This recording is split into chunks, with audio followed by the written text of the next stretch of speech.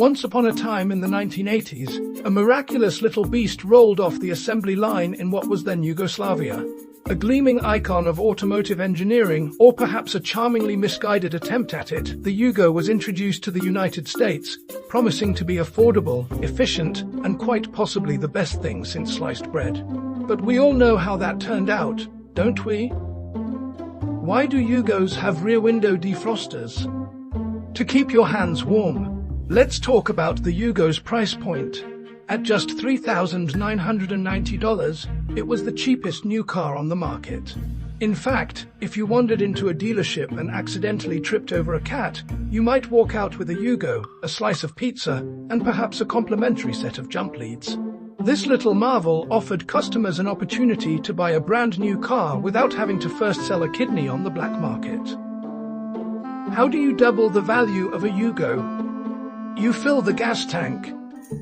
Now, let's address the elephant in the room, or should I say, the brick in the glove compartment? If you ever owned a Yugo, you probably remember the cutting-edge cruise control feature, which was basically a brick taped to the accelerator pedal. If you were cruising at 55 miles per hour and wanted to take a break from pressing the pedal, you only had to grab the brick, place it on the gas, and enjoy the scenery until you realized you were hurtling toward a stop sign with little hope of avoiding a shocking reunion with the car in front of you. Yes, folks, you could say the Yugo's cruise control had limited functionality. So limited, in fact, that you could argue it was the only car that came with optional instant manual transmission. Just remember these sage words: if you're feeling sleepy while driving a Yugo, just don't. The Yugo's 1.1-litre and 1.3-litre inline-4 single overhead cam engines were so minuscule that the spare tyre was also housed in the same compartment. How do you make a Yugo go from 0 to 60 in 5 seconds?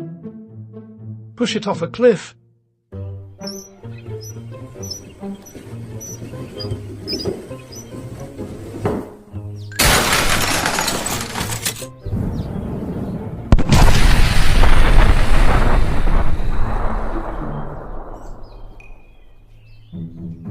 The Yugo's design wasn't just memorable, it was a masterclass in how to design a car that makes a shopping cart look luxurious.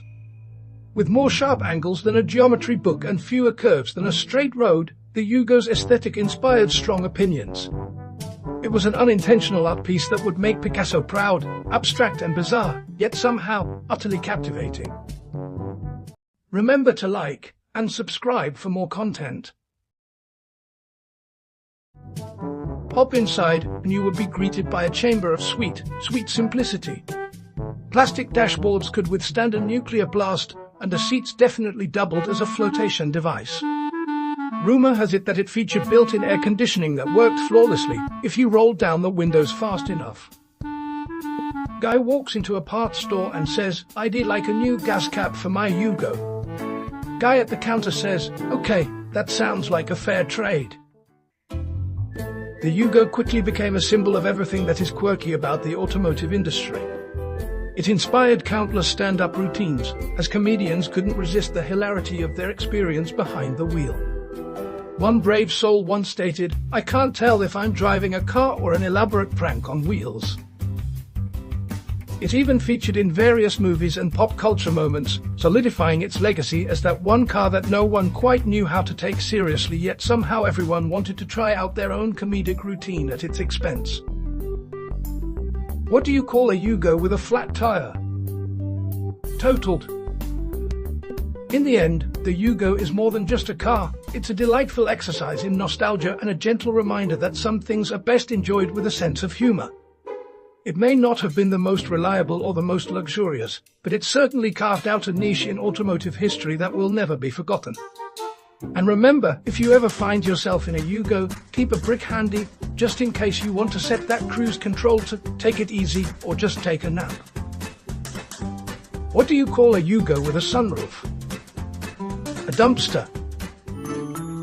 So here's to the Yugo, the little car that could, or at the very least, tried its best while making us all laugh.